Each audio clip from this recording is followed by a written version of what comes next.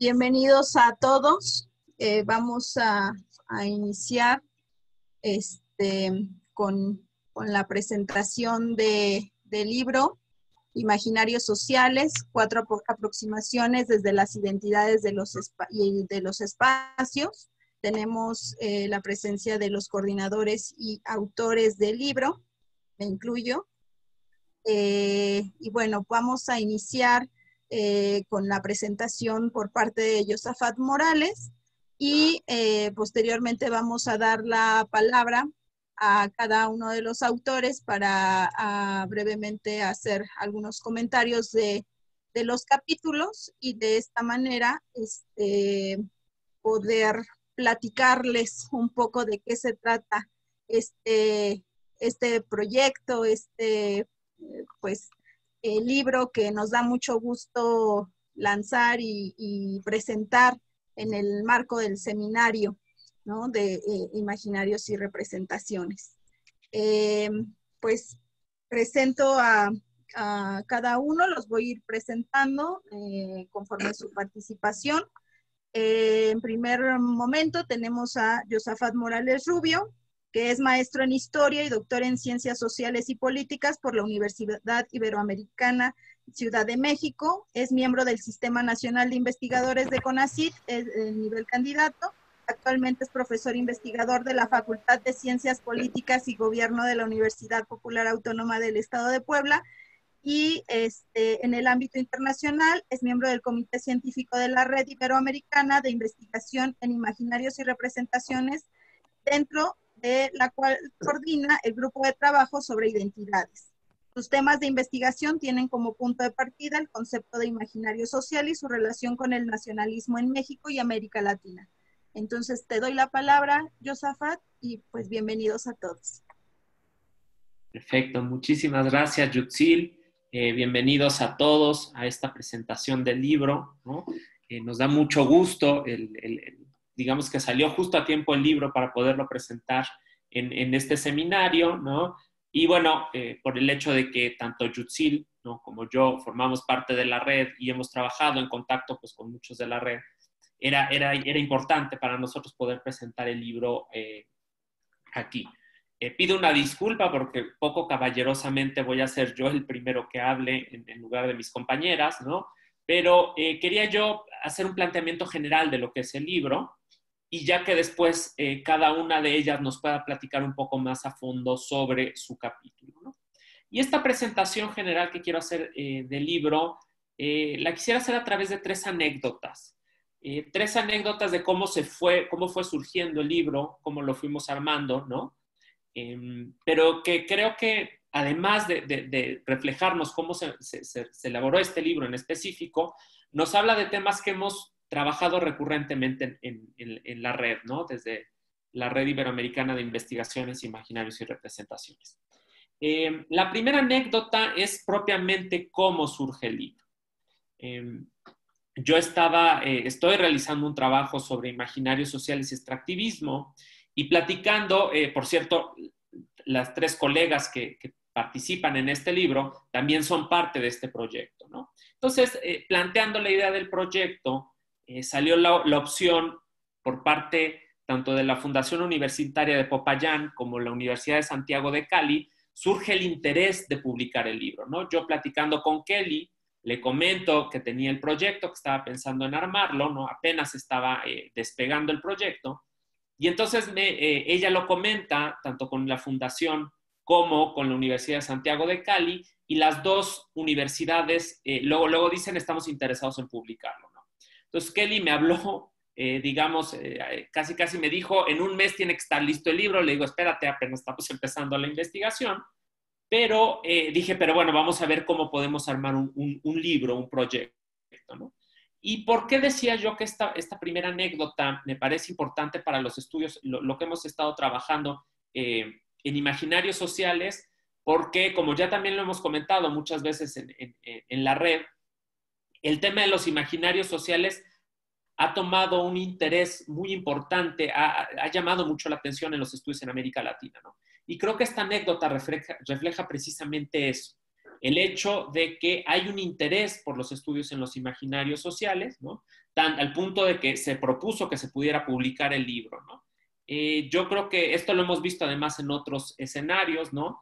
Por ejemplo, con el monográfico que se planteó para la revista colombiana de sociología, que también recibió una gran cantidad de respuestas. Es decir, el tema de los imaginarios sociales está muy vigente, está interesando mucho a América Latina.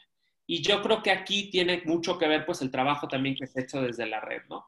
El propio seminario en el que estamos presentando este libro, ¿no? Que pertenece el evento del día de hoy, pues es un reflejo, ¿no? Del interés que tiene. Si ustedes ven la cantidad de ponencias que hay sobre diversos temas, pues habla precisamente de eso. Los imaginarios sociales están precisamente en el tema de la discusión académica, no solo desde la sociología, ¿no? También desde la antropología, de la historia, de otras ciencias en la actualidad. Entonces, digamos, esa sería la primera anécdota. Una vez que se hace la propuesta de tener un libro, ¿no? Cuando Kelly me dice esto, tenemos que en un mes sacar el libro, se presenta la necesidad de decir cómo le podemos hacer, ¿no? Para sacar un libro en un mes, ¿no? Eran tiempos muy, muy, muy limitados. Y entonces, pues lo que tuvimos que hacer fue acudir a gente que sabíamos que tenía un muy buen nivel, que podía entregar un trabajo a tiempo, ¿no? Y que iba a ser un trabajo de calidad. Y esta segunda anécdota creo que nos lleva también al tema del trabajo en red, ¿no? Es muy importante el trabajo que hemos logrado hacer y que creo que ahí la red ha funcionado para vincular a gente que trabaja diferentes temas, ¿no? Desde diferentes perspectivas y que tal vez sin este apoyo de la red no hubiéramos tenido contacto, ¿no? Fue en ese momento en el cual pues nos movilizamos, Kelly y yo, y conseguimos invitar a Yutzil y a Wendy, ¿no? Y sacar un libro que tuviera 4 capítulos, que como decía, lo más importante para nosotros es que pues saliera en tiempo, ¿no? Y que tuviera un alto nivel académico. Sabíamos perfectamente bien que necesitábamos gente que pudiera sacar un buen trabajo a tiempo para que saliera en los tiempos que nos solicitaban las propias universidades, ¿no? Entonces, esto, repito, habla de la importancia del trabajo en red. Y creo que aquí el papel de la Red Iberoamericana en Investigaciones Imaginarios ha sido central para todos, ¿no? Para permitir este tipo de trabajos en los que todos nos podemos reunir a discutir estos temas. Y la tercera anécdota, bueno, pues digamos, teníamos el libro, sabíamos quiénes iban a escribir, ¿no? Estaba cada quien encargado con su capítulo, me lo envían a mí y yo estaba un poco preocupado en el sentido de decir, ¿y qué va a pasar con esto? ¿No? O sea, eran 4 capítulos que, digamos, no se pensó como un proyecto unívoco, un proyecto unido, sino más bien eran 4 capítulos desde temas que cada quien trabajaba. Y para mi sorpresa, la verdad, es que el punto de contacto que tenían los 4 trabajos eran los temas de las identidades y los espacios, ¿no? Entonces, yo esto lo tomo como la tercera anécdota para decir, creo que el tema de los imaginarios sociales nos sirve muy bien o está sirviendo de manera muy interesante para hablar de estos 2 temas, de las identidades y de las identidades y los espacios, ¿no? La identidad, pues lo hemos visto en diferentes estudios, finalmente son procesos imaginarios, ¿no? Llámese el nacionalismo, las identidades locales, ¿no? Como los casos que ya nos presentarán Yutzil y Kelly, ¿no? Son procesos básicamente imaginarios, ¿no? Que no por esto, digo, creo que no tengo que entrar mucho a hablar de esto, dado que la mayoría de los aquí participantes conocen bien el tema y tienen un bagaje cultural del tema de los imaginarios, es decir, pero no es algo que por ser imaginario no exista, es algo que finalmente funciona, pero que es, como diría Benedict Anderson, ¿no? Es imaginario en el sentido de que no, aunque todos nos podamos sentir parte de esa comunidad, puede que nunca nos lleguemos a conocer entre todos, ¿no? Entonces, yo hasta aquí dejaría la presentación, esta parte de la presentación del libro, ¿no? retomando estos 3 temas que creo que son centrales. El primero es el hecho de que los estudios de imaginarios sociales han tenido un crecimiento muy importante, ¿no? Hay un interés desde diferentes ramas. Repito, pueden ver ustedes el programa de este congreso internacional, ¿no? En América Latina hay muchísimo interés por el estudio de los imaginarios sociales, ¿no? Cada uno de los que participan en este seminario, como en su momento en el libro, aunque nada más éramos 4, tienen una aproximación diferente, pero tenemos elementos en común. Y entonces, para eso, el segundo punto que retomo es la importancia del trabajo en red. La necesidad que tenemos de estarnos comunicando entre nosotros. Creo que está de más hablar del tema de la pandemia, ¿no? El hecho de que, desgraciadamente, este año teníamos programado el congreso, el workshop aquí en México, ¿no? Con Lidia, con Yutzil, ¿no? Con Marta de Alba, Raúl, y desgraciadamente no se pudo llevar a cabo. Sin embargo, el trabajo en la red ha seguido, ¿no? Y la mejor muestra de que el trabajo en la red ha seguido, pues es el que estemos ahorita en este momento presentando el libro y que, bueno, cada uno presente sus ponencias, ¿no?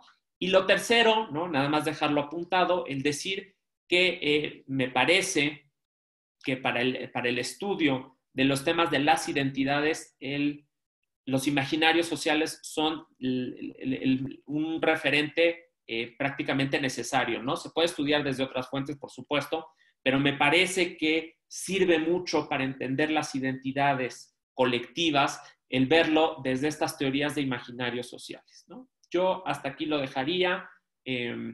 Bueno, también los invito, en un rato más va a estar la mesa de teoría, ¿no? Donde va a estar Lidia y habrán otros participantes también. Entonces, pues para los que quieran entrar más en estos temas, pues los invito a que se queden después de esta ponencia, de esta presentación del libro, en la siguiente mesa. Muchas gracias. Gracias, Josafat. Bueno, pues si Kelly está de acuerdo o quieres agregar algo más, Kelly, o damos paso, como tú me digas. Bueno, pues no, simplemente decir que esto sí es un trabajo en red y que, pues como dijo Josafat, pues la idea era que dentro de los proyectos que hay en diferentes universidades podamos tener como esa complicidad y podamos tener esos consensos y esa relación de temas que hay en diferentes lugares pues de Latinoamérica, ¿no? Bueno, en mi caso, el capítulo es de México. Soy colombiana, pero mi capítulo es pues de Xochimilco, de un pueblo que se llama Santa Cruz Acalpixca. Y la idea también era como, pues sí, lograr como que todos manejáramos este tema y bueno, frente a las identidades, frente a estos espacios que hay, esas correlaciones. Y pues bueno, hicimos un buen convenio con la Universidad Santiago de Cali y hicimos este convenio también pues con los investigadores que hay acá en México y pues de eso salió el libro. Específicamente, pues ya puedo empezar a hablar entonces, si quieren, de mi capítulo. Perdón, Kelly, nada más, que Yutzil te presente. Ah, ok, perfecto. Sí. Muchas gracias. Gracias, bueno, entonces vamos a presentarte.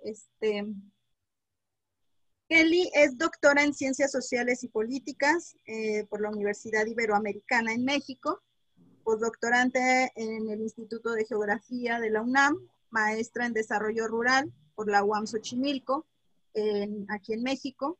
Es docente investigadora, programa de comunicación social de la Fundación Universitaria de Popayán, en Colombia. Es directora del grupo de investigación Convoca, editora de la revista científica Conciencia, investigadora asociada y par evaluadora de Colciencia, candidata investigadora nacional de CONACYT y miembro de grupos de trabajo de Claxo. Sus líneas de investigación son territorio, violencia, desplazamiento forzado en Colombia y México, desarrollo rural y ciencias políticas. Entonces, pues te doy la palabra, Kelly. Adelante. Vamos a ver tú, que nos platiques sobre el capítulo titulado Imaginarios sociales de originarios y avecindados en Santa Cruz, Acalpixca, Xochimilco. Confrontaciones y discriminación en un territorio pluricultural. Adelante, Kelly. Muchísimas gracias. Bueno, este capítulo, bueno, nació de un estudio que hicimos en Xochimilco. Fue pues parte de mi trabajo de tesis que hice con la maestría en la UAM Xochimilco. Este capítulo pues realmente era un capítulo porque la tesis completa pues se ha publicado, pero este capítulo no le había encontrado todavía como pues espacio, ¿no? Dije, bueno, lo publico en una revista indexada o miro, pero de repente Josafat sale con el tema de los imaginarios sociales y precisamente dentro de la tesis se estaba trabajando este tema de los imaginarios y un poco de las confrontaciones, la discriminación, desde el análisis de los espacios, ¿no? Del territorio. Entonces, pues caló perfecto para este libro, le dije, tengo el capítulo y pues bueno, esta es una investigación que se hizo a partir de, pues pues hicimos este trabajo de campo en el pueblo de Santa Cruz, Acalpixca, que es un pueblo rururbano de la Ciudad de México. Y bueno, la idea era como que en este capítulo se pudiera plasmar todo lo que tenía que ver con los imaginarios, ¿no? De cómo se ven los unos y los otros, tanto los migrantes que llegan a Santa Cruz, a Calpixca, como los originarios.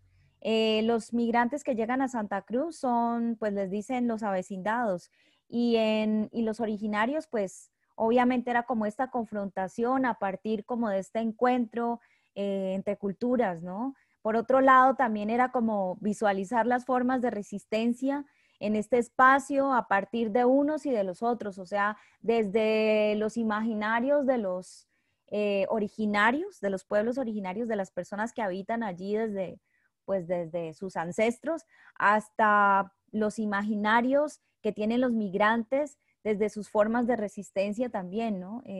Estos ambos grupos, avecindados y originarios, pues también se encuentran como en una lucha espacial que tiene que ver un poco con la discriminación, ¿no? Entonces era mirar estas formas también, analizar un poco estas formas de discriminación.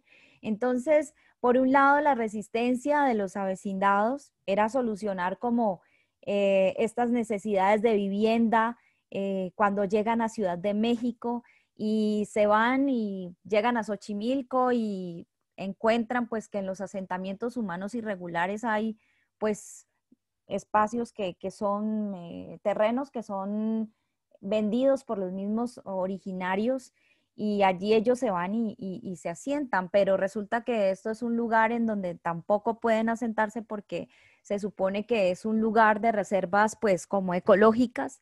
Entonces es un poco estas contradicciones que también tenían los originarios con respecto a esta venta pues ilegal también de predios, ¿no?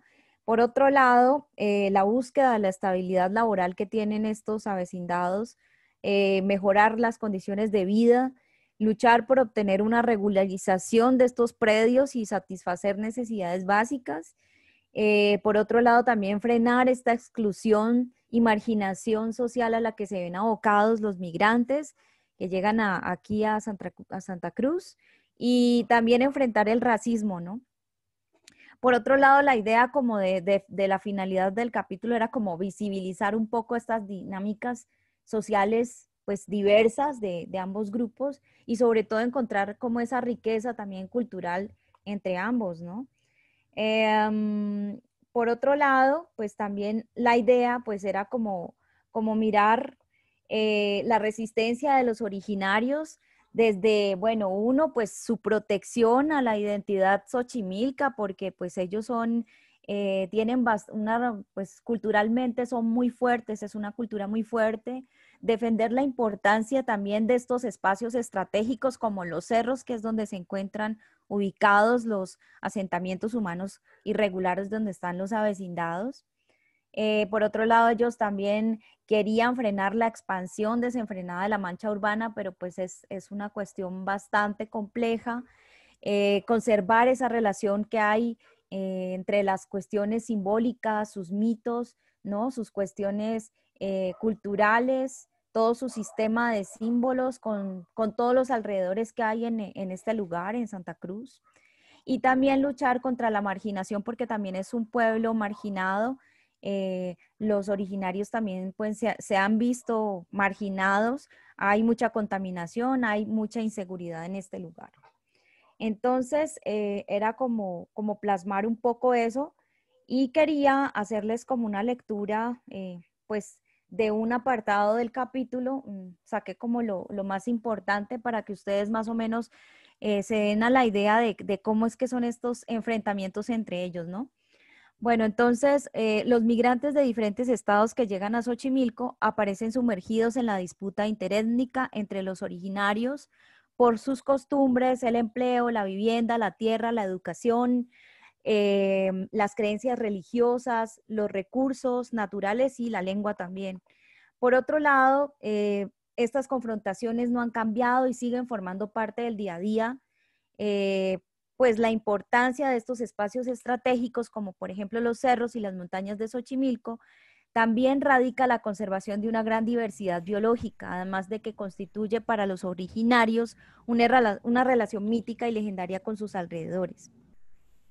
Pero la causa actual de los conflictos agrarios en esta zona es básicamente la reconversión del territorio en una propiedad, para dejar de ser sagrado y convertirse en mercancía. Su transformación se va dando en el tiempo y el espacio según el quehacer histórico y en este caso por la relación campo-ciudad, así que los lugares se van construyendo y se declaran como un terreno movedizo de luchas sociales.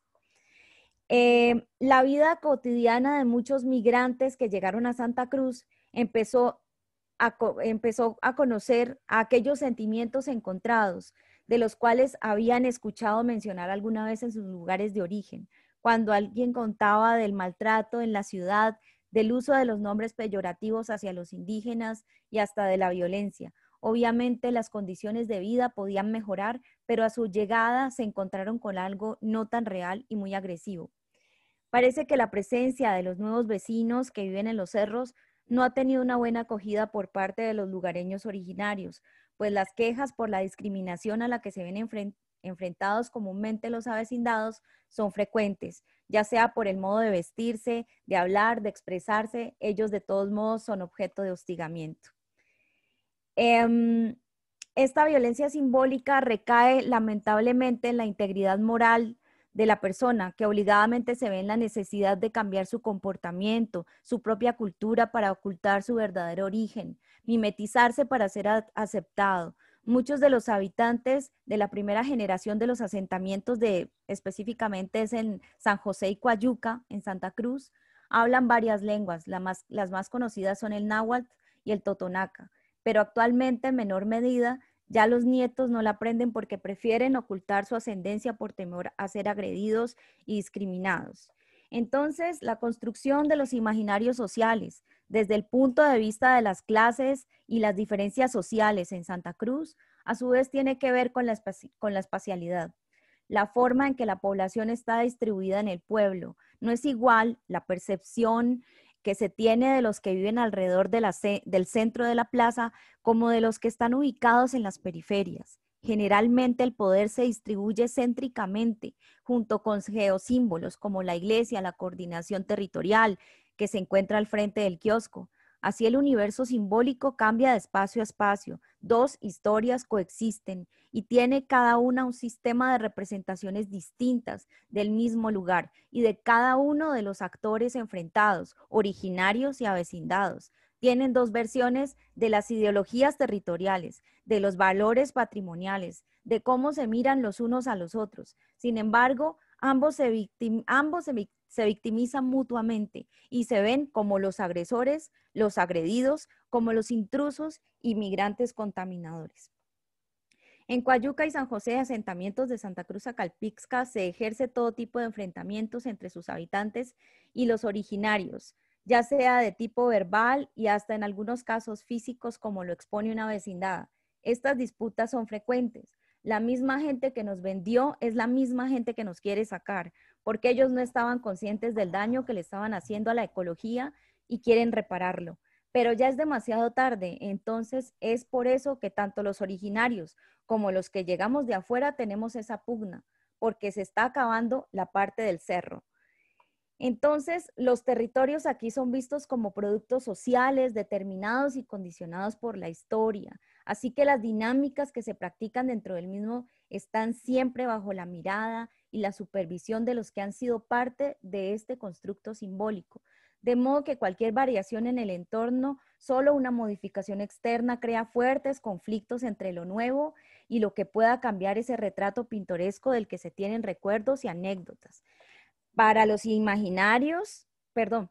originarios, los cerros destacan un imaginario que, aunque no es arquitectónico, evocaba el mundo rural, la agricultura, lo fructífero de la tierra y la riqueza que daba el alimento diario a las familias de antaño, en donde anteriormente se habían involucrado las manos de hijos, hijas, padres, madres, abuelos y abuelas, que labraron como un símbolo de futuro. Ahora cambian los valores, pierden ese contexto de unidad familiar, pero aún la remembranza queda como una añoranza a su vez, pero así se emprendan acciones o se defienda lo poco que queda, ya no volverá a ser. En realidad se le ha dado más importancia a las diferencias desde el punto de la discriminación racial y no se ha descubierto la esencia del otro, ni hay una idea de las prácticas de los migrantes que desempañe y cambie la imagen de ese lado oscuro que viene acompañado de las ruinas de la marginalidad y la pobreza. El abandono al que están expuestos los avecindados los hace reprimirse, demostrar su polifacética cultura, las mezclas coloridas de las artesanías de Puebla, las texturas pintorescas de Oaxaca, los cantos a la vida y la naturaleza de Michoacán, las danzas y los rituales de Veracruz, en su infinitud, un mundo de saberes y tradiciones reunidas, interactuando en un solo lugar, sin saber que están allí.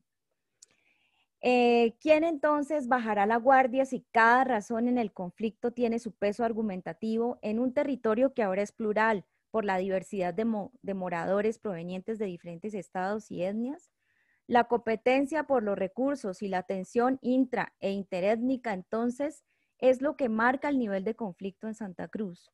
Se podría apostar entonces a que se pueda dar una convivencia pacífica en un territorio diverso. Habrá que conocer cuáles serían las afinidades intercomunitarias que tiene que ver precisamente con las causas de la división, como la cultura y el espacio compartido, y plantear entonces en esa interfaz actividades y objetivos con poder de convocatoria que promuevan niveles más amplios de relación, profundizar en una base idónea para un arreglo colectivo, sin que ello signifique negar la diferencia, sino dar la oportunidad al respeto del otro. Pues eso sería como parte de mi intervención. Es un extracto del capítulo por partes. En este capítulo entonces se muestra esta diferencia, estos imaginarios que hay de los unos, de los otros a partir de la discriminación, de las diferencias culturales, y también la idea era como proponer de que alguna vez tiene que haber un consenso y una conciliación entre originarios y avecindados. Entonces, hasta aquí dejaría mi parte. Muchas gracias, Kelly. Le daría entonces ahora la palabra a Wendy. Estaba por allí Wendy. Ajá. Wendy Priscila González, que es autora también del libro. Y bueno, la presento primero.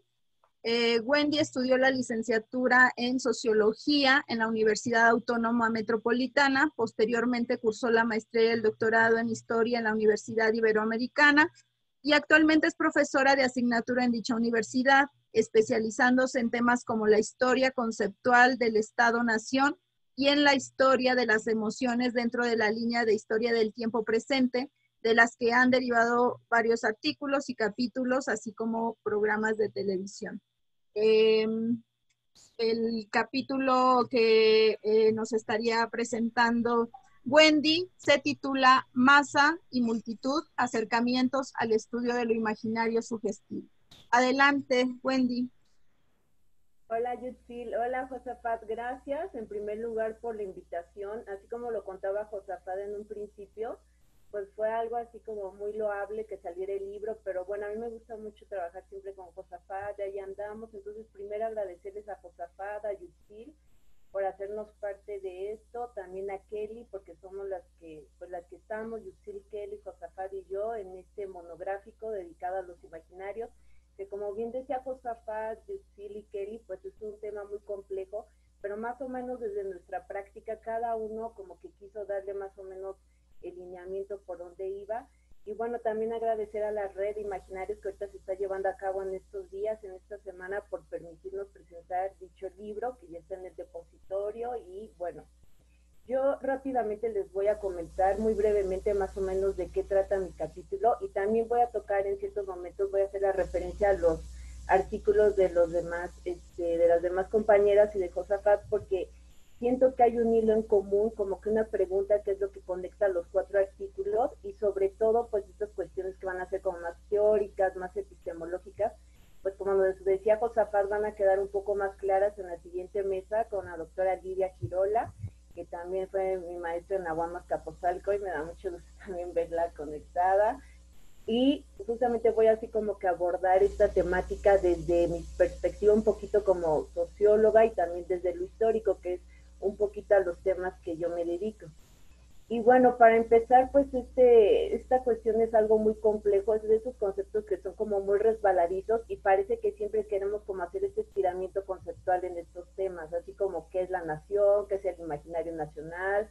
Josafat nos hablaba, por ejemplo, de Benedict Anderson, de qué son las naciones, qué es el imaginario colectivo, y son temas, o eran temas recurrentes que yo recuerdo que siempre como que escuchaba o los tocaban desde mis clases de sociología, y ya posteriormente en el posgrado en historia, pues también estuvieron siempre presentes en una línea en la que estaba yo adscrita, que es sobre historia del tiempo presente, las emociones, y donde descubrí cómo hacer este abordaje un poco también histórico sobre el imaginario social, porque de inmediato nosotros escuchamos el concepto y lo pensamos desde lo sociológico, imaginario social, y lo queremos ligar como una representación de lo social, de la sociedad, y sobre todo pensamos en los actores sociales.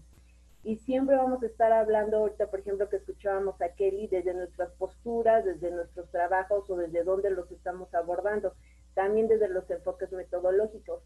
Por ejemplo, en el caso de Josafat, pues siempre está presente esta mirada de uno de los que ha querido hacer este esfuerzo metodológico, epistémico, desde el psicoanálisis y como una crítica al marxismo, que es de Castoriadis, acerca de qué es eso del imaginario social y como puntualizar qué es uno y otro. Pero también tenemos a Marc Augé desde Francia, desde la antropología, desde la etnología, y sobre todo desde la sociología, siento yo, desde el interaccionismo simbólico, surge como esta cuestión de ya un poco como hilar lo macro y lo microsociológico, y tratar de ver un poco cómo se van ahí enlazando los autores, cómo se van ahí enlazando también los actores, sobre todo qué concepto traemos de sociedad, y siempre estar pensando como también, como lo menciono en mi artículo, en mi capítulo, como desde la periferia. ¿En quién estoy pensando? En Irving Goffman, en Herbert Mead, en estos como autores clásicos que tocan de cierta medida a estos temas que nos tienen ahorita aquí en esta especie de presentación, que es justamente lo del imaginario social. Entonces, bueno, el concepto como tal, pues es muy complejo y viene dándose a lo largo, ¿no? Lo podemos encontrar desde los griegos, por supuesto está en el pensamiento renacentista, está en la modernidad, un referente pues también tenemos a Marx, al marxismo, pero casi siempre está ligado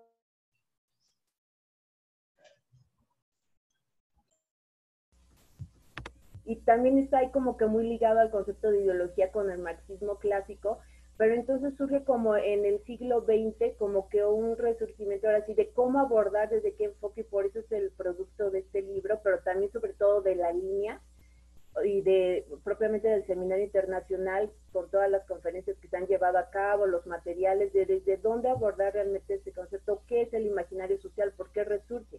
En el caso, por ejemplo, de Josafat, desde el extractivismo, desde el imaginario,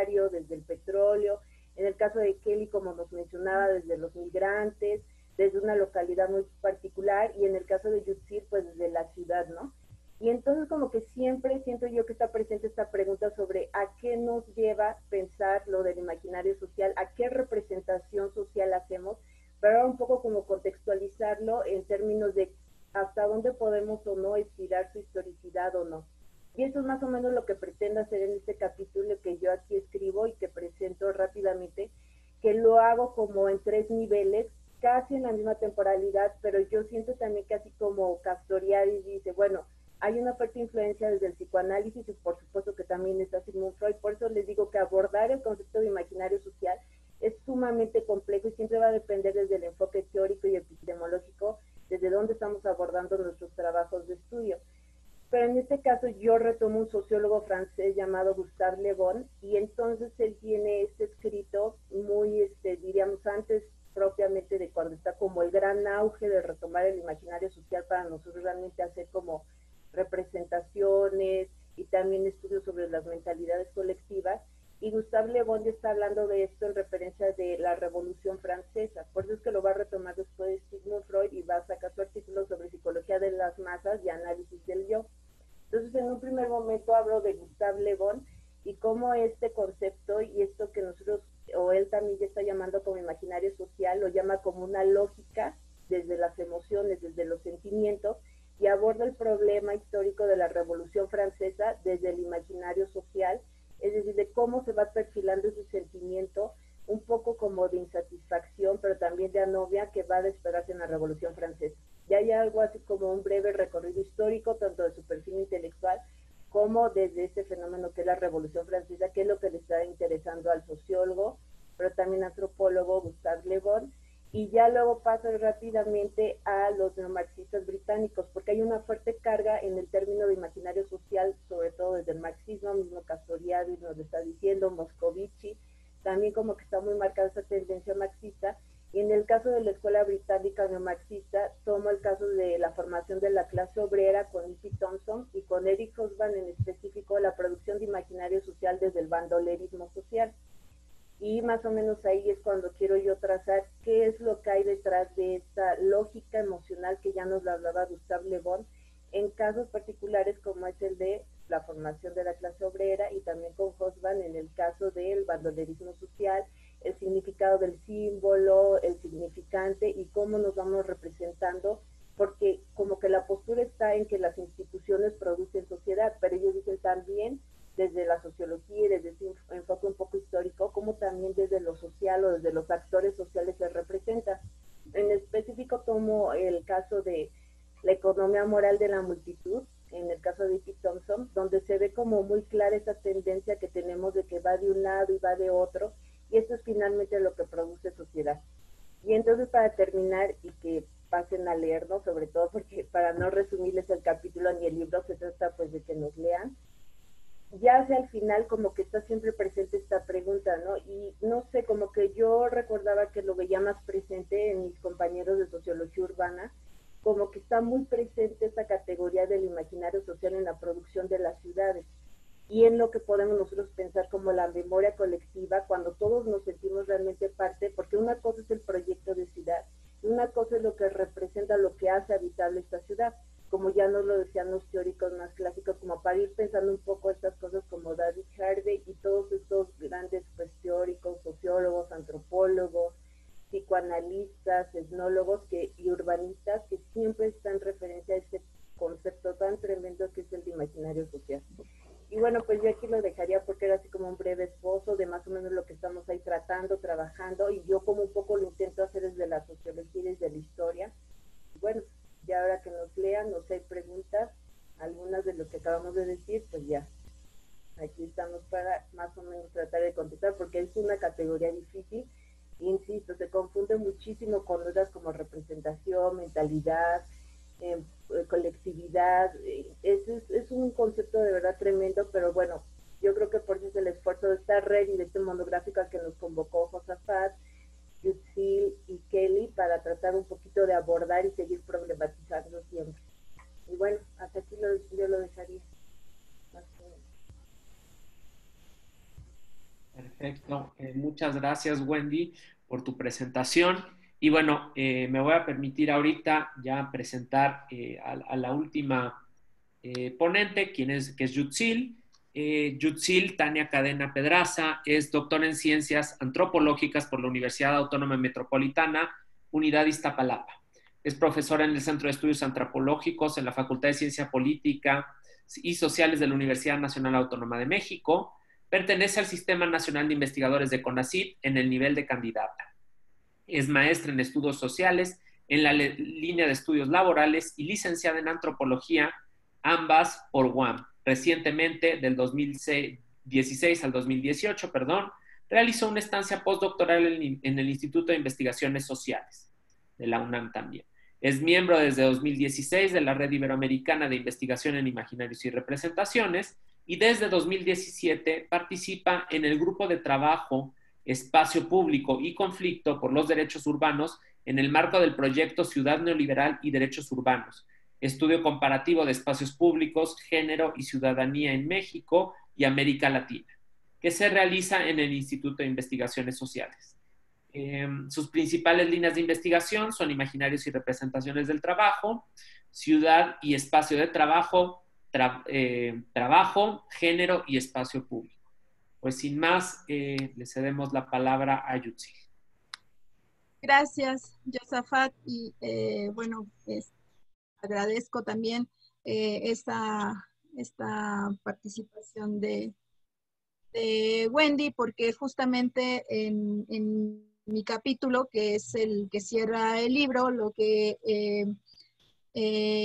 propongo o intento hacer es justamente abordar el tema o la relación que existe entre el trabajo y la ciudad, pero desde el enfoque de los imaginarios y las representaciones del trabajo.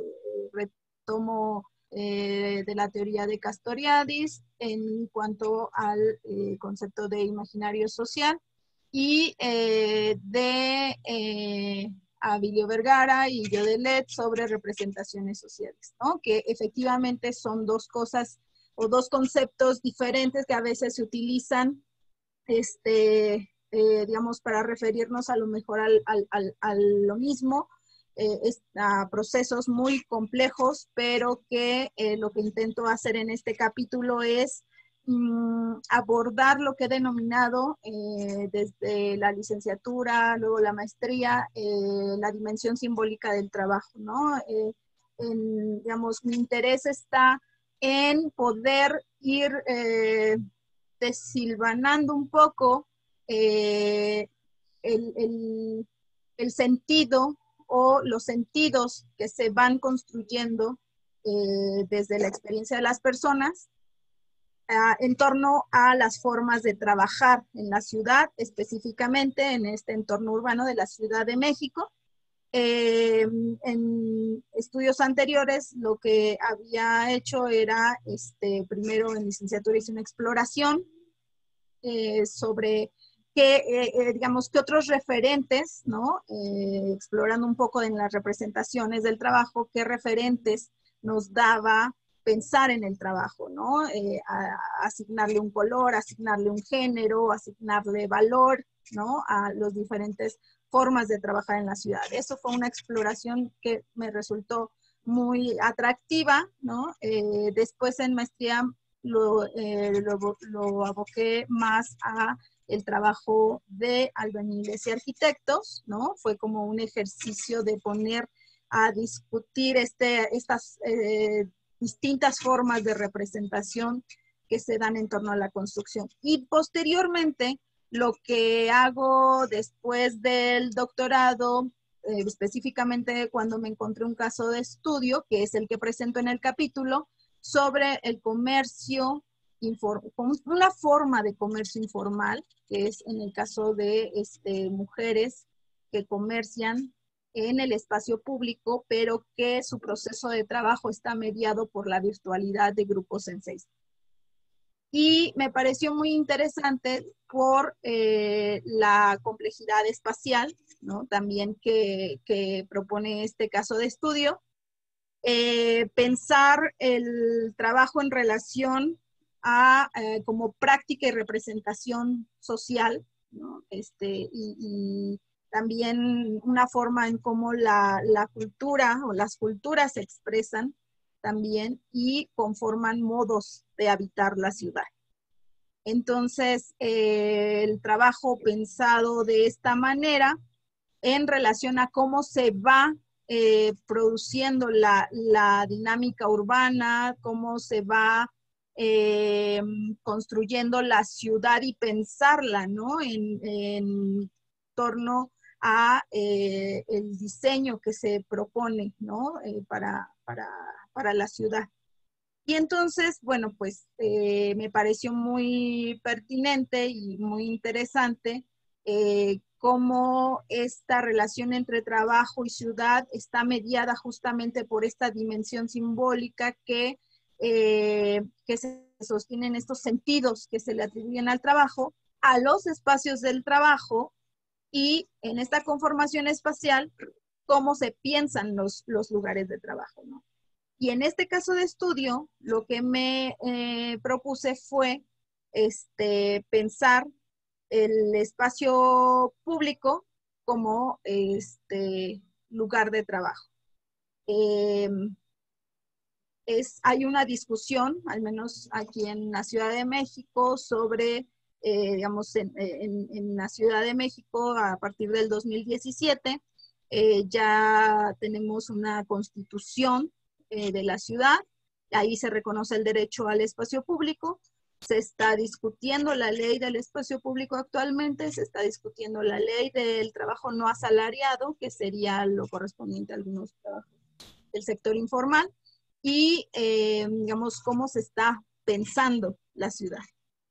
Me parece que el estudio de los imaginarios aporta en el sentido de tratar de comprender justamente en qué significaciones y sentidos se basan estos diseños y planeaciones y normas en torno a cómo diseñar y hacer, ¿no?, la ciudad.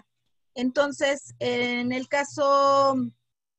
capítulo lo que hago es hablar, un poco definir más ampliamente lo que denomino la dimensión simbólica del trabajo, a abordar desde algunos conceptos que se han propuesto, como el de habitar, de Giglia, Angela Giglia, y cómo propone a partir del concepto de habitar que las personas se ubican digamos, a partir de representaciones sociales y a partir de las prácticas, es que van ubicándose en una dinámica urbana, ¿no? Digamos, este concepto más ampliado a solo concebir el habitar como al lugar de residencia o donde vivo, ¿no? Es algo mucho más complejo, y cómo las experiencias de las personas, cuando nos acercamos a ellas y cuando exploramos su trayectoria laboral, su experiencia, los significados que se le atribuyen al trabajo y lo que representa para las personas sus actividades, es que van entretejiendo y se va identificando, ¿no? Digamos, en el análisis, algunos de los imaginarios que sostienen estos sentidos del trabajo. Digamos, hay por un lado encontramos la narrativa de pensar se observa como una negación de pensar el espacio público como el lugar de trabajo, pero al mismo tiempo, en la práctica, ¿no?, y en la representación, eso se observa, ¿no?, el espacio público como el lugar de trabajo. Entonces, ¿cómo dialoga esto en la experiencia de las personas? Pues acercándonos un poco a la experiencia de estas mujeres que realizan este tipo de comercio, es que nos acercamos a las representaciones sociales que hacen de este trabajo, que se va construyendo en torno a este trabajo a partir de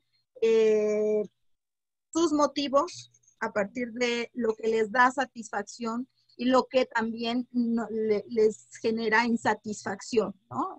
Laboral. Y en este sentido, en los motivos, encontramos algunas expectativas y algunas necesidades.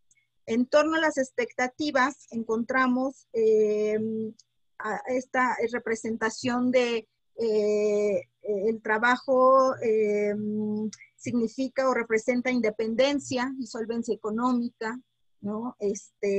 Representa la posibilidad de sociabilizar también. En el capítulo se da un perfil de las mujeres, ¿no? De quiénes son las mujeres a partir de las cuales rescatamos estas representaciones del trabajo, porque bueno, como yo de LED, pues todas las representaciones están encarnadas, ¿no? Digamos, son sujetos, y en ese sentido, la posibilidad del sujeto de dinamizar, ¿no? Estas representaciones, pues se da también a partir de, pues, de la trayectoria, ¿no? De vida, de la historia, ¿no? También del trabajo en el entorno urbano, etcétera. Entonces, otra de las representaciones del trabajo que encontramos es que para ellas representa un control sobre el tiempo y el espacio laboral, porque, bueno, su actividad la pueden realizar desde el espacio doméstico, desde el espacio virtual y en el espacio público. Entonces, digamos, esta interconexión de espacialidades también les permite mantener, ¿no? Cierta identidad de género, ¿no? Hay quienes no quieren descuidar, ¿no? La parte familiar y necesitan o quieren dedicarse más al cuidado de sus hijos, y la oferta laboral no les permite, en el mercado laboral no les permite obtener o entrar a otro tipo de actividad. Entonces para ellas representa esa posibilidad, ¿no? Y en el caso de otras también mujeres, también representa la posibilidad de socialización, de construir relaciones de amistad y compañerismo por las dinámicas que en estos grupos se van generando y que le da otras características al trabajo. Entonces, como estas otras representaciones se fueron identificando, también como las representaciones más en torno a lo que les genera cierta insatisfacción, pero estas curiosamente se vinculan más a cómo se representa el trabajo desde la normatividad, desde las autoridades, desde los vecinos, desde otros actores sociales que van pues estigmatizando y restringiendo el uso del espacio público en este caso, ¿no? Y que esos motivos les hacen ir buscando otros lugares donde puedan reunirse para poder realizar su actividad laboral. Y en estas experiencias, pues es muy complejo, pues, porque en el análisis incluso se realizó por tipo de representación, ¿no? Como para algunas representa el ingreso más fuerte de la familia, como para otras representa una actividad extralaboral, porque además de esto tienen un trabajo asalariado entre semana. Entonces estamos hablando de mujeres que pueden tener 2 jornadas o triple jornada laboral, ¿no? Si contemplamos el trabajo doméstico y del cuidado no remunerado, si contemplamos que algunas tienen un trabajo asalariado y además hacen esta otra actividad.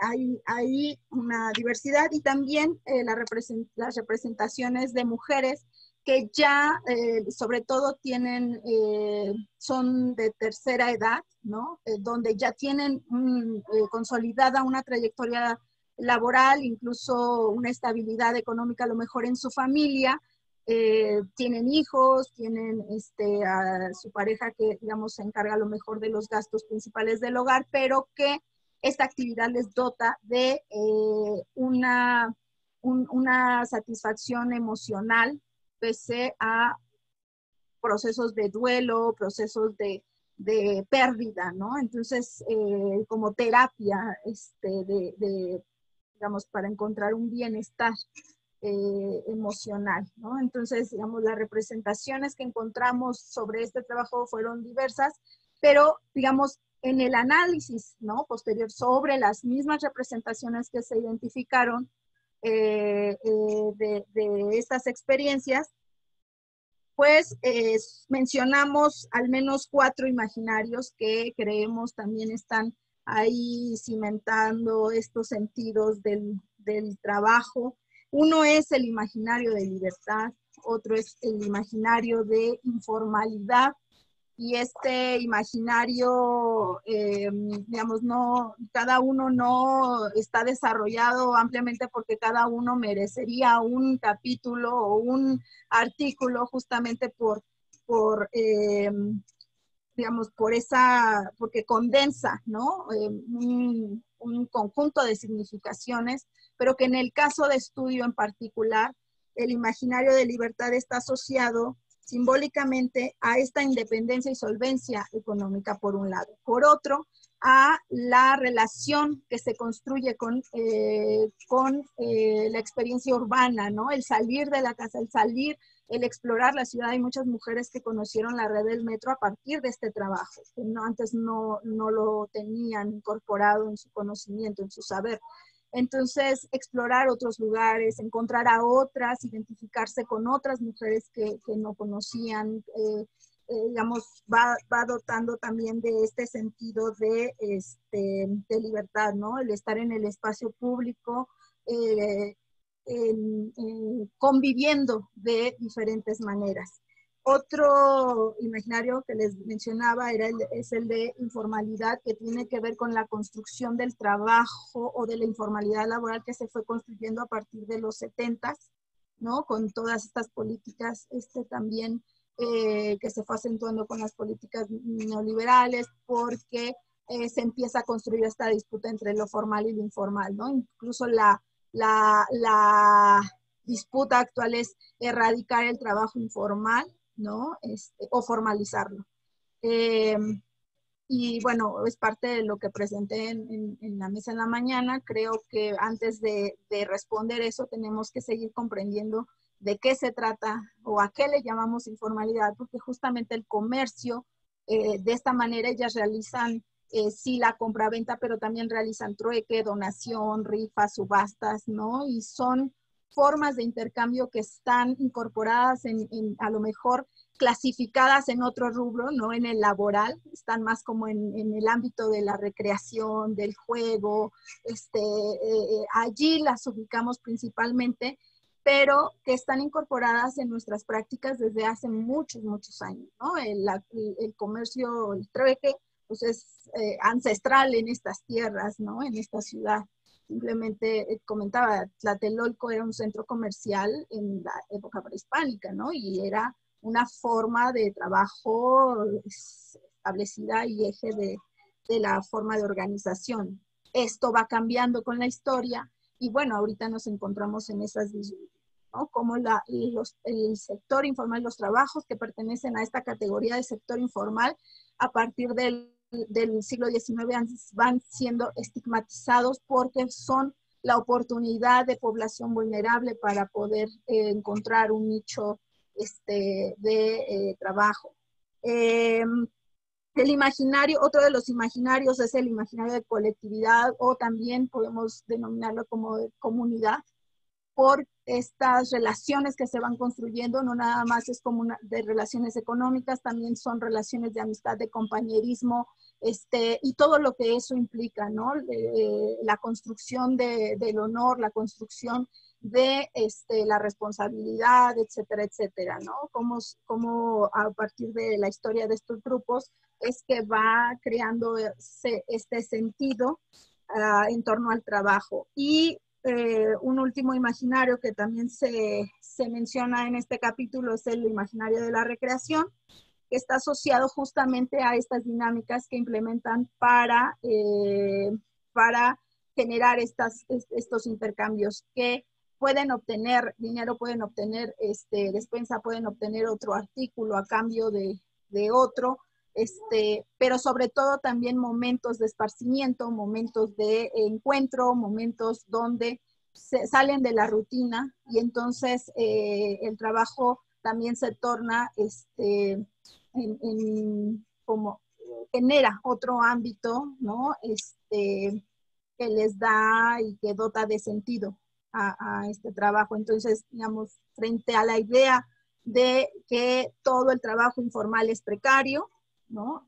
En la experiencia, y con esto concluyo un poco mi participación, pues a la idea de que todo trabajo informal es precario por no contar con los beneficios que un trabajo debería de dar, para ellas ubican la precariedad fuera de su actividad.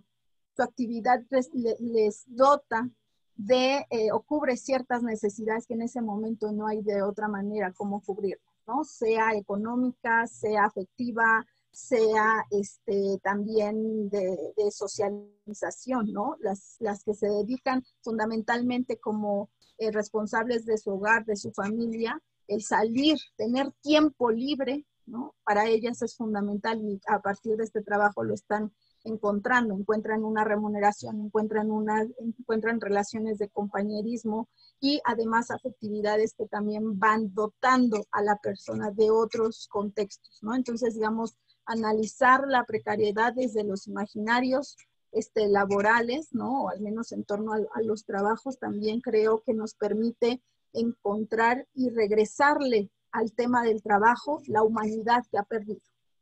Eso a mí me parece muy enriquecedor y fundamental para seguir explorando. Eso sería todo.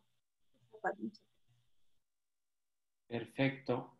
Pues muchas gracias, Yutzil.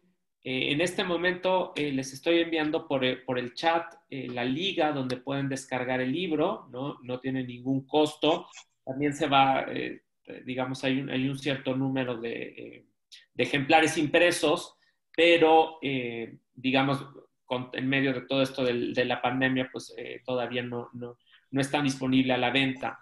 Pero los que quisieran tener acceso a los textos, ¿no? A cada uno de los textos que hemos presentado, pues aquí podrán tener acceso a él, ¿no? Y como les decía, completamente gratuito. Antes de dar paso a las preguntas y respuestas, ¿no? Hemos querido dejar un tiempo suficiente para poder dialogar sobre este texto, ¿no? Nada más quisiera agradecer, creo que es importante agradecer a la Fundación Universitaria de Popayán y a la Universidad de Santiago de Cali, ¿no? Por pues, apoyar este proyecto, que como decíamos fue un poco alocado, ¿no? Pero que me parece que ha rendido frutos muy interesantes, que nos permite presentar, la verdad, un texto con 4 capítulos bastante interesantes que valdría la pena revisar. Entonces, únicamente agradecer a estas instituciones y, bueno, también agradecer, por supuesto, a la red el hecho de que nos permitan estar el día de hoy presentando el libro. Pues sin más, no sé si alguien quisiera tomar la palabra, si alguien quisiera hacer algún comentario, alguna pregunta a alguno de los autores sobre bueno, de las autoras sobre su capítulo, del libro en general.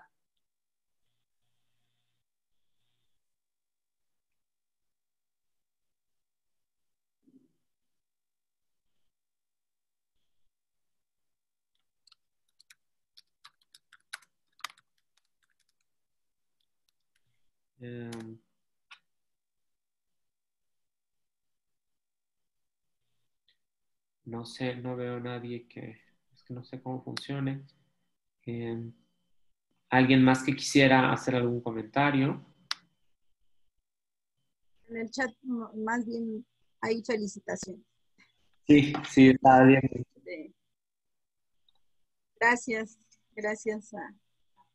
por las felicitaciones. Y bueno, pues y con el enlace va a ser más fácil poder acceder o más detalladamente a todo esto que hemos estado platicando, ¿no? De lo que trae el libro. Pues sí, invitarlos sobre todo a que lo revisen, ¿no? A que lo lean, a que lo podamos dialogar, ¿no? Como decíamos, y creo que el texto es muy revelador, el título es muy revelador en ese sentido, es decir, son 4 aproximaciones al tema de los imaginarios sociales, ¿no? No pretendíamos hacer una gran teoría, no pretendíamos hacer algo mucho más complejo, sino ver 4 miradas, 4 acercamientos al tema de los imaginarios sociales. Y bueno, pues creo que la verdad, como ya lo decía, se logró el objetivo con 4 textos de muy alta calidad que esperemos que sean de su interés.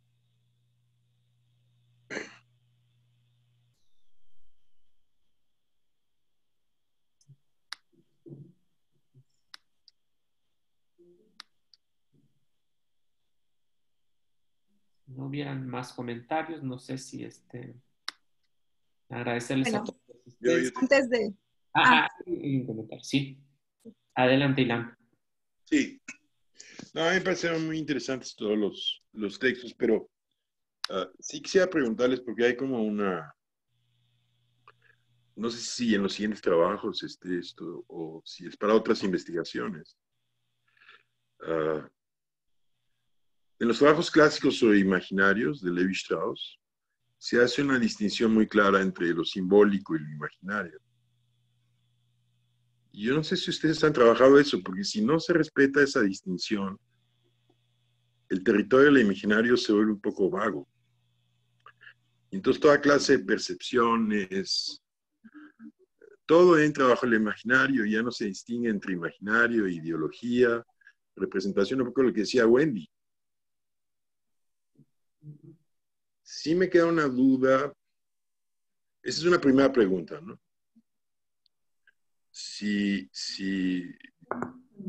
¿Cómo abordan este problema? Porque me parecen muy, muy, muy buenos los trabajos en términos de recolección de percepciones, culturas, etcétera. Pero si no se traza esa distinción, comienzan un problema no tanto con el concepto, sino con la esfera específica de la cual se está tratando de hablar, pues, ¿no? Y lo segundo es, yo creo que, sobre todo el trabajo de Kelly, etcétera, ¿cómo es que dentro de un imaginario entran varios? A ver, en términos de quienes están, los emigrados, etcétera, ¿es posible hablar de identidad de ese lugar si las fricciones son tan dramáticas? ¿O se trata simplemente de una denominación político-institucional? Imaginario es algo muy profundo, es algo que es instituyente de sujetos y cosas de esas. La primera pregunta va para todos. La segunda es para Kelly.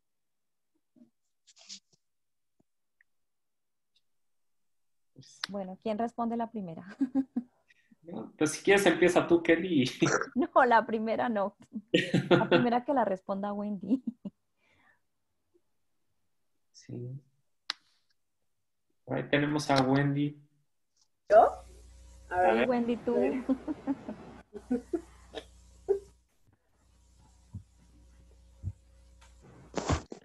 Bueno, es una pregunta muy compleja y muy difícil como para responder ahorita.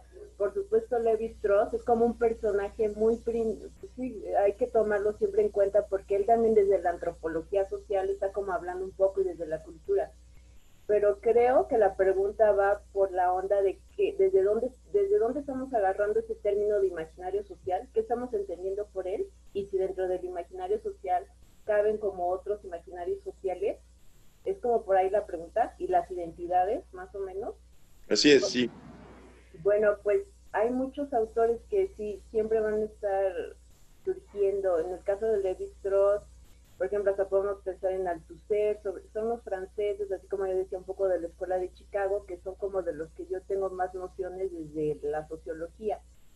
Y es un tema muy complicado porque como que la pregunta está en lo que acabas de decir, desde las instituciones se produce el imaginario social o desde qué es simplemente la sociedad, qué es simplemente un actor social y qué simplemente es un imaginario social.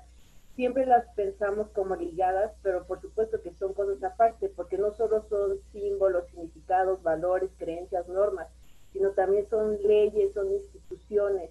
Yo lo pienso mucho, por eso siempre desde el ámbito de la sociología urbana, como que ellos tienen esta, diríamos, como doble visión de decir, bueno, es el espacio, es la identidad que me constituye, pero para rastrear cómo nosotros definimos o representamos eso, pues sí, siempre lo vamos, yo creo, a agarrar desde nuestra postura pues teórica, epistemológica. Yo por eso insisto mucho que para mí los más claros son los del interaccionismo simbólico. Y claro que dentro de un concepto de imaginario social caben muchísimos otros imaginarios sociales, porque es como el problema del agenciamiento, de la agencia social, como decir en qué momento somos sujetos sociales o somos actores sociales. Al menos desde mi perspectiva, un poco pensándolo teóricamente, siento que eso está en el fondo de este gran dilema de qué es un imaginario social, de dónde lo estamos pensando, como sujetos sociales o como actores sociales, y además qué representación hacemos. Y si además le metemos lo histórico, pues hay que pensar un poco que esto cambia, obviamente desde pues, el espacio, desde el momento histórico, desde el paradigma de la época. Pues no sé, es algo muy, yo creo que quedará más claro en la siguiente mesa, donde le entran más estas cuestiones desde lo teórico, desde lo epistemológico, desde lo cultural, desde lo social. Pues sí, eso es una pregunta muy compleja. Hay que seguir trabajando, pero eso son así como miradas. Yo lo intento hacer un poquito desde lo sociológico y un poquito desde lo histórico, pero pues es que es un tema tan difícil como el de la nación, qué es la nación, qué es el nacionalismo, pues vamos a lo genealógico, a lo antigenealógico, no sé. Pero Levi Strauss, pues sí, es como siempre un referente, hay muchísimos también otros que están ahí. Por ejemplo, uno que me gusta mucho es Maffesoli.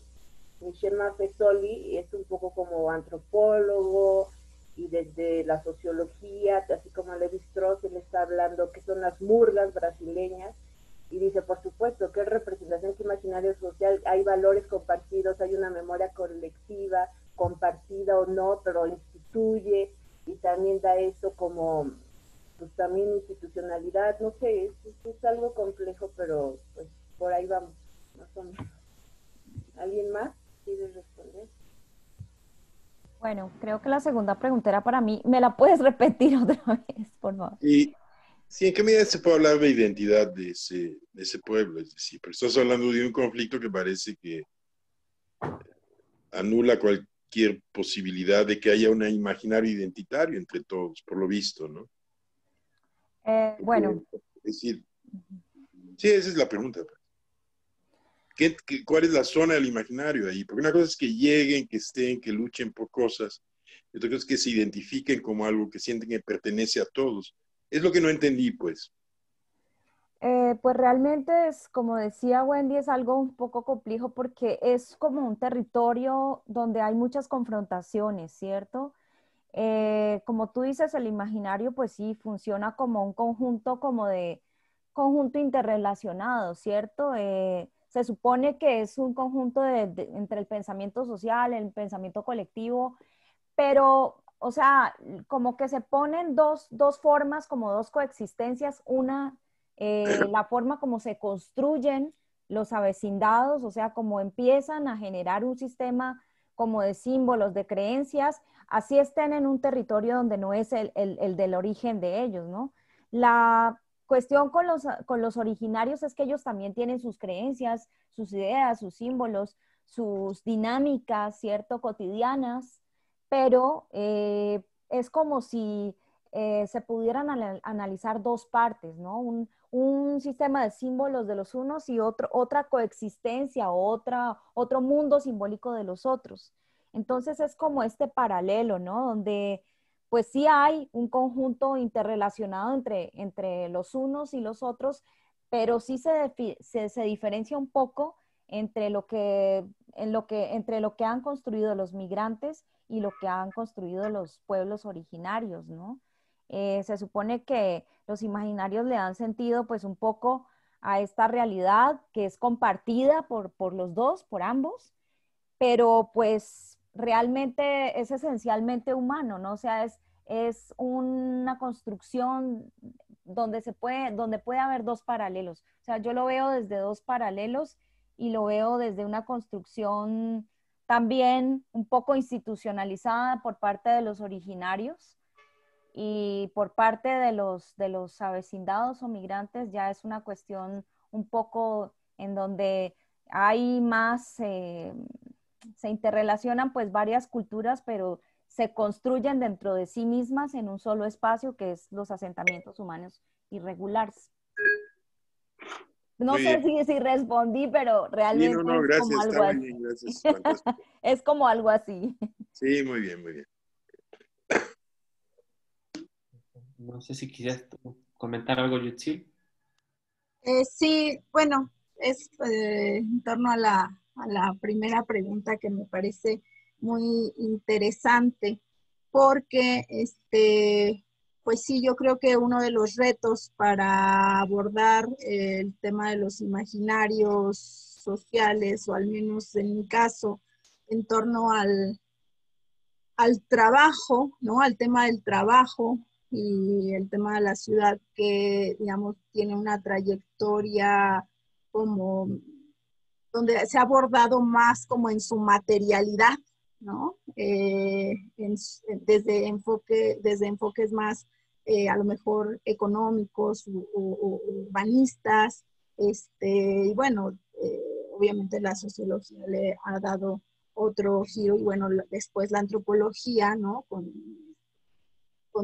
su propia perspectiva y forma de abordarla. Y bueno, el reto en el doctorado, cuando tuve que tratar de entender ese mundo, ¿no? Digamos, pensar en una dimensión simbólica, me proponía, que no lo abordo, digamos, en este capítulo, no es lo que desarrollo,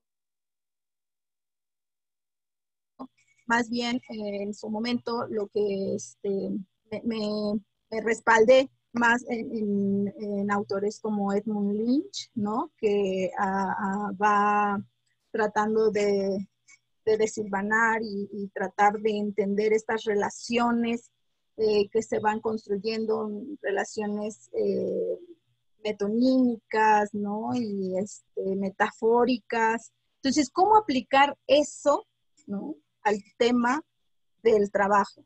Y entonces, a mí me funcionó pasar por las representaciones, ¿no? O sea, tratar de entender qué eran las representaciones y cómo se van construyendo estas representaciones del trabajo, que digamos, no solo se construyen desde la subjetividad de las personas, efectivamente, son construcciones que abarcan diferentes escalas, ¿no? O niveles, ¿no? Como lo menciona Jodelet, que propone tres niveles, ¿no? La subjetiva, la intersubjetiva y la intrasubjetiva.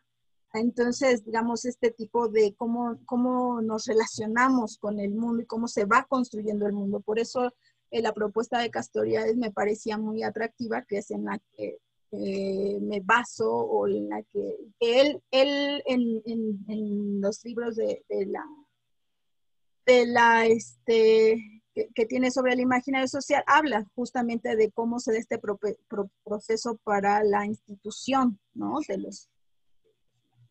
Cómo este proceso tiene que pasar fundamentalmente por procesos simbólicos.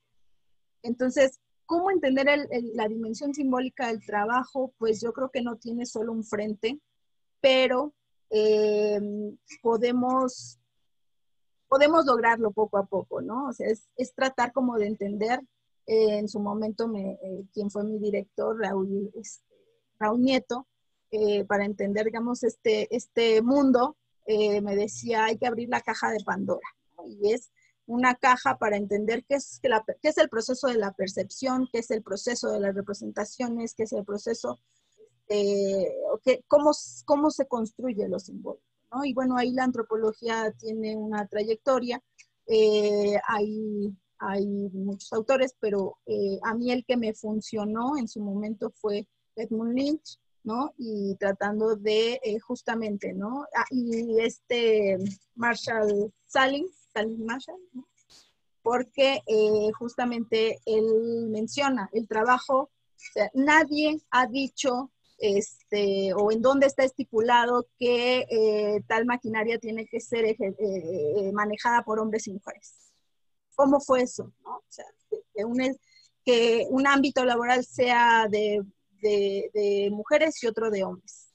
Eso fue construido, ¿no? A partir de crear esas relaciones de sentido, de significado, que se van cimentando, ¿no? Y bueno, así muchos ejemplos, entonces, bueno, yo creo que no es nada sencillo, como mencionaba Wendy, pero justamente ese es el reto que tenemos al abordar pues, más que tema es como enfoque, ¿no? Yo creo que podemos abordar cualquier tema desde el enfoque de los imaginarios, y bueno, pues yo creo que las representaciones son muy útiles, ¿no? Identificándolas y estudiándolas para poder entender toda esta dimensión. Eso. Sí, muy bien, gracias. Sí, está.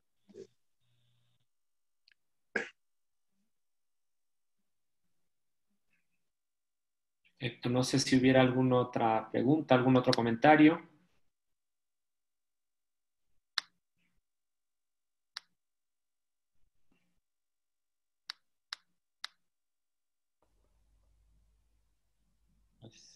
Antes de continuar o de cerrar, Josafat, si podemos hacer la toma de la mesa, ¿no? Pedirles si pueden activar su cámara para que quede en el registro del seminario, de los asistentes, de los entes. Los participantes.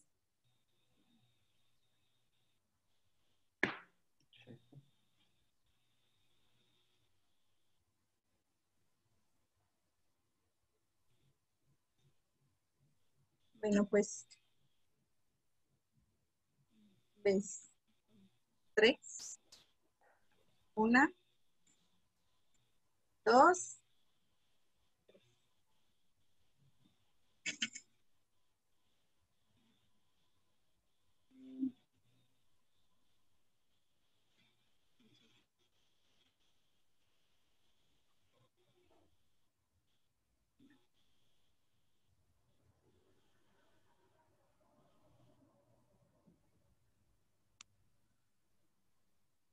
Ya quedó.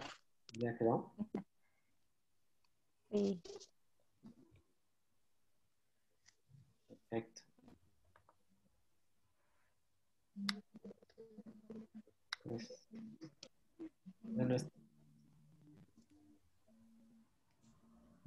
tienes apagado el micrófono, Yutzil.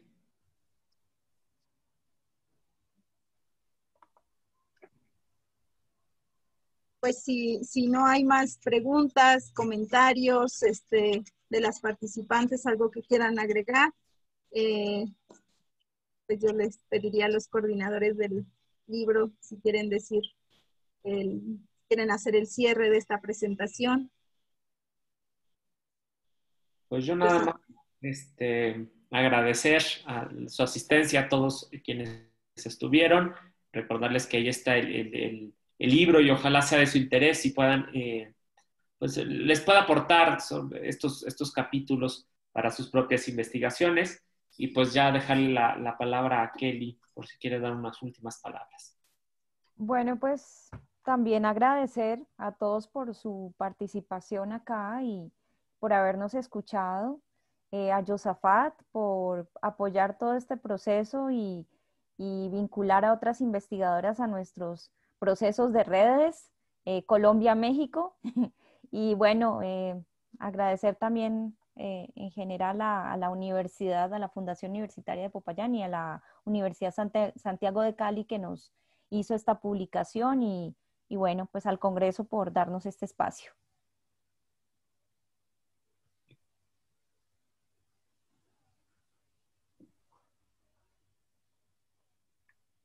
Pues muchas gracias. Entonces damos por concluida esta mesa.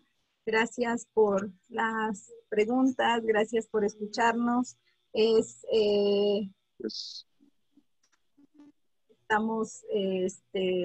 Es la primera vez, ¿no? que el libro se difunde. Está recién salido del horno. Entonces, pues muchísimas gracias por este espacio. En el chat dejé el enlace para que puedan poner sus datos de donde se va generando la lista de asistencia. Esto es para los asistentes, para los participantes, y que se vaya contabilizando el tiempo de participación. Generar los certificados. Entonces, pues de mi parte sería todo. Muchas gracias. Gracias.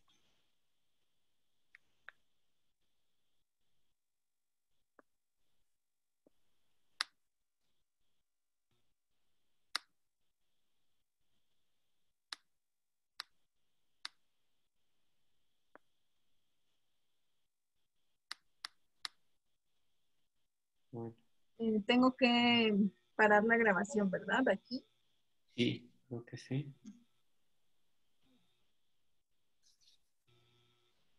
Pues nos vemos.